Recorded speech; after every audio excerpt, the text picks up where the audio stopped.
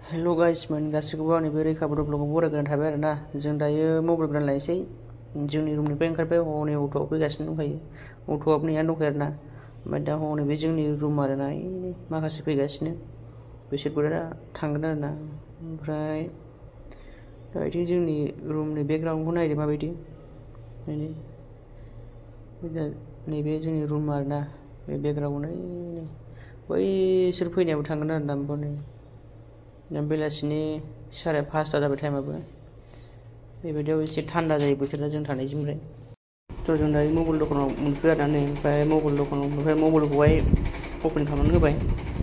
दखानदारा नै आंनि मबाइलखौहाय खेवनानै होबाय आरोना। ओमफ्राय आंनि आखाइआव होबाय। ओमफ्राय दा नै बेनो आरोना मबाइला अप्प' रेन' 10 बे मबाइल नामा। बेनो आंनि फार्स्ट टाइम मबाइल गोदान बायनाय आरोना। माने खुनु दिन आं मबाइल गोदान बायफेरखायाखैमोन। गिदिरबो लाफेरखायाखैमोन, लाबाबो मालायनि सेकेन्ड हेन्ड ओरैनो दाम खम लानायसो मोनसे बेबो। ओमफ्राय दा आं न'आवबो बियामोन नालाय, ओंखायनो न'आवबो होनो हानाय अबस्थायाव गैया। बेनिखायनो आं हारसिं दा खामायनानै गावनो हारसिं दा 31,000नि मबाइलखौ लाबाय आरो आं दा भिडिअ बानायनो होननानै। दा नोंथांमोना भिडिअखौ मोजां मोनबा लाइक आरो साबस्क्राइब खालामना होजाबाय। स' दायो रुमाव मोनफैनानै जोङो पार्टि जासिगोन आरोना मबाइल गोदाननि। ओमफ्राय नैबे जोंनि रुम बेकग्राउन्ड। ओमफ्राय नायदो माबायदि रुमा, बाव गासिबो मानसि थाजोबो।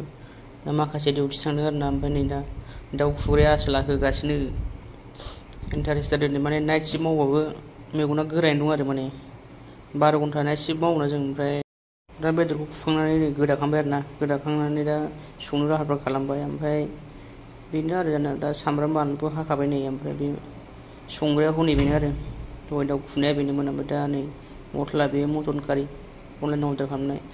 दा कुकाराव संगोन आरो बेखौ। सामब्राम बानलुथ' रेडि जाखाबाय। ओमफ्राय जानांगौसोल' माला मोनो बेखौ नेनोसै आरोना। माखासेफ्रा नेगासिनो माला मोनजागोन बेखौ। स' भिडिअखौ मोजां मोनोब्ला मोनसे लाइक आरो साबस्क्राइब खालामना होबानो जाबाय।